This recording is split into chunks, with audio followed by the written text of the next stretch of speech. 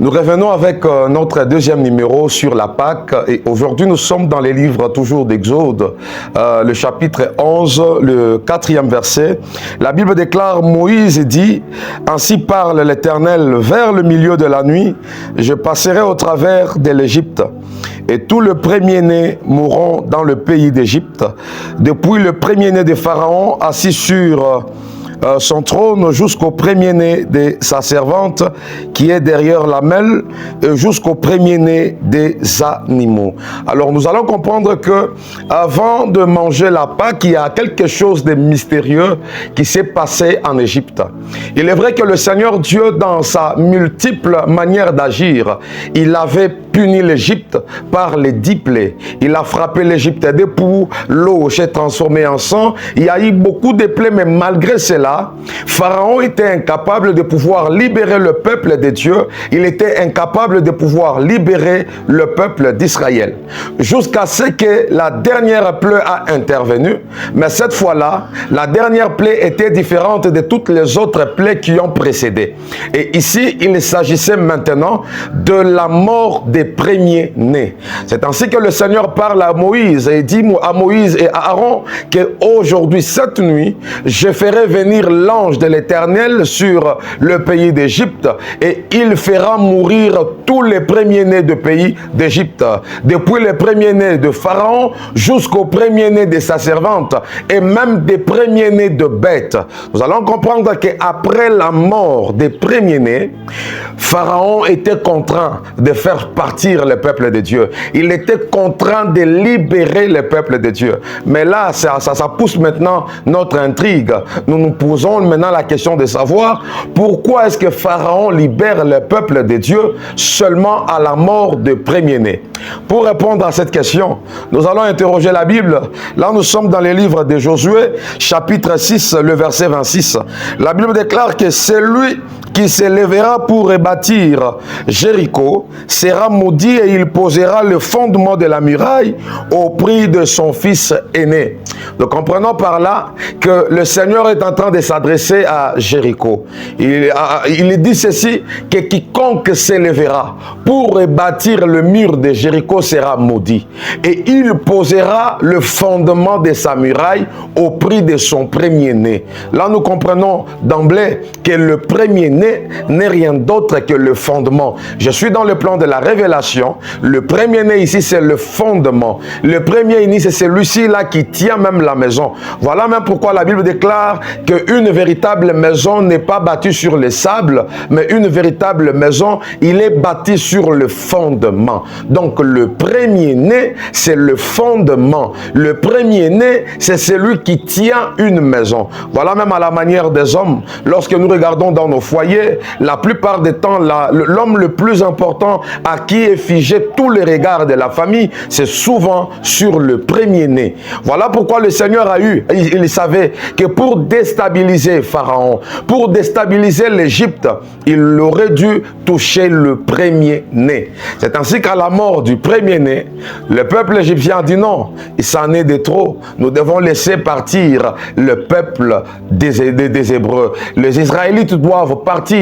Nous n'avons plus besoin de ces peuples au milieu de nous. Donc à cause d'avoir touché le fondement, à cause d'avoir touché la fondation de l'Égypte, l'Égypte a été ébranlée. C'est là que je suis en train de dire à une personne que pour que le Seigneur Dieu déstabilise les camps de tes ennemis, il suffit qu'il touche seulement à la fondation de tes ennemis. Et là, je déclare comme étant prophète que la fondation de tes ennemis puisse s'ébranler afin qu'il te libère, qu'il te laisse partir dans le nom précieux de notre Seigneur Jésus-Christ. Et lorsque nous rentrons aussi dans les livres de Genèse, là je suis dans le livre de Genèse 49, le 3e verset, Jacob est en train de dire ceci parlant de son fils Ruben. Il dit, Ruben est ma force et les prémices de ma vigueur. Donc Ruben faisait la force de Jacob. Ruben en tant que premier-né, c'est la force. Donc quand on touche au premier-né d'une personne, on touche à sa force, on touche à sa fondation. Voilà pourquoi Dieu est d'abord allé toucher le premier-né des Égyptiens afin que son peuple soit maintenant libéré. C'est ainsi que ce jour-là, cette nuit-là, ils se sont mis d'accord. Tout le peuple hébraïque, ils se sont mis d'accord. Nous allons maintenant manger la Pâque.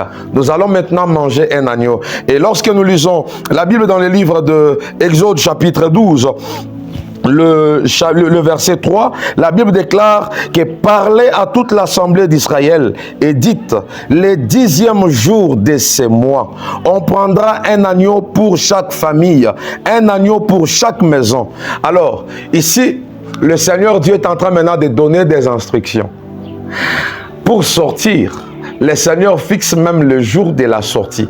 On ne peut pas sortir le premier jour, ni le deuxième jour, ni le troisième et le quatrième jour, mais le peuple doit attendre le 10e jour pour que ce jour-là, qu'ils prennent maintenant un agneau. Tout le peuple d'Israël devrait se choisir un agneau. S'il n'y avait pas un agneau, il devrait prendre au moins un chevreau. Et la Bible est en train de dire, il devrait le prendre seulement le 10e jour. Alors nous devons questionner les Saintes Écritures parce que l'évangile que nous annonçons, c'est un évangile de précision. Pourquoi le Seigneur ne permet pas que l'agneau soit appréhendé le 7e, le 8e, mais il veut seulement que l'agneau soit appréhendé le 10e jour? Nous allons comprendre cela en posant la question à Moïse.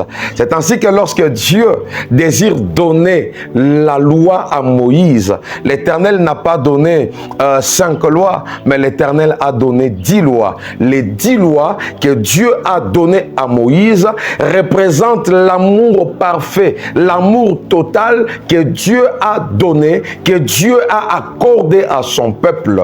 Donner à Israël les 10 commandements prouvait à suffisance l'amour de Dieu envers son peuple. Parce qu'un homme qui aime son peuple ne peut pas permettre que ces derniers puissent mourir comme des moustiques non plus, mais il donne à son peuple des garde-fous. Ayant ces garde-fous, le peuple sait où mettre les pieds et où ne pas mettre le pied. Voilà pourquoi le fait de prendre l'agneau le 10e jour montrait à suffisance l'amour que Dieu avait envers son peuple. Il voulait simplement dire que si je vous donne l'autorisation de saisir l'agneau le 10e jour, cela montre que je vous aime. Voilà pourquoi je suis en train de fortifier un homme qui est en train de pleurer et dire que Dieu m'a oublié. Dieu ne t'a pas oublié, mais Dieu t'aime. Le Seigneur t'aime. Il est tellement amoureux de toi. Il t'aime. Même quand tu es en train de broncher de part et d'autre, l'amour de Dieu est tellement grand. L'amour de Dieu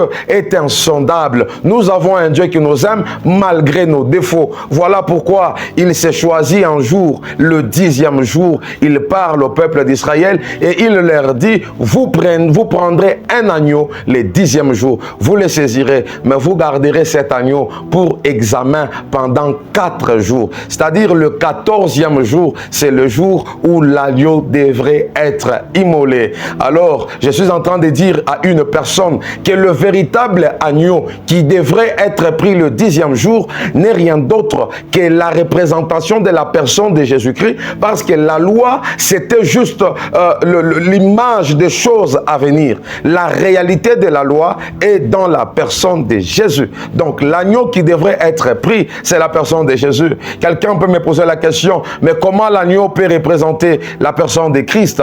Je vais te répondre en parlant de Jean-Baptiste, parce que ce jour-là, aux eaux du Jourdain, tout le monde voyait un homme marchand, mais lorsque Jean-Baptiste lève les yeux, il ne voit pas un homme marchand, mais il dit ceci, voici l'agneau de Dieu qui ôte le péché du monde. Donc le véritable agneau qui devrait être pris le 10e jour était le type de Christ, était le type de Christ parce que c'est Christ seul qui est mort pour nos péchés, et la mort de Christ sur le bois du calvaire nous a libérés, il nous a fait sortir, il nous a libérés de la mort à la vie. En d'autres termes, il suffisait que Jésus puisse mourir afin que nous puissions passer de la mort du péché à la vie, et pas seulement une simple vie, mais la vie éternelle. Alors Jésus, le Seigneur Dieu parle et il dit à son peuple qu'il aimait tant. Vous prendrez un agneau sans défaut. Écoute mon frère, l'agneau qu'on doit prendre ne peut pas avoir de défauts parce que même la personne de Jésus était un homme sans défaut. C'est là que la Bible est en train de dire qu'il était un homme sans défaut, sans tache, sans ride, ni rien de semblable. Et même lui-même, quand il parle aux disciples, il dit que le prince de ce monde est venu vers moi. Il est venu voir s'il y avait quelque chose de moi en lui, mais il n'a rien trouvé. Donc la personne de Jésus, c'était un homme saint. Malgré qu'il avait l'enveloppe, il avait le corps adamique, mais malgré toutes ces choses, c'était un homme saint, un homme sans défaut, un homme sans tache, un homme pur. Et écoute ce qui se passe. La Bible déclare que vous allez garder l'agneau pendant 4 jours pour pouvoir l'examiner. Mon frère, ça, c'était l'image des choses à venir. Et la réalité, c'est Christ.